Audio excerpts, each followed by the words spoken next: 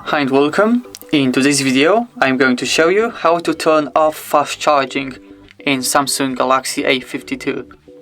So let's get started. We have to open phone settings first.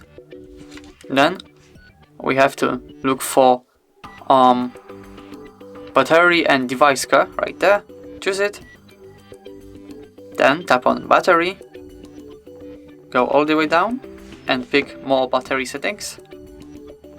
And as you can see at the very bottom there's a fast charging option. You can just disable it. And that's all. Thank you so much for watching.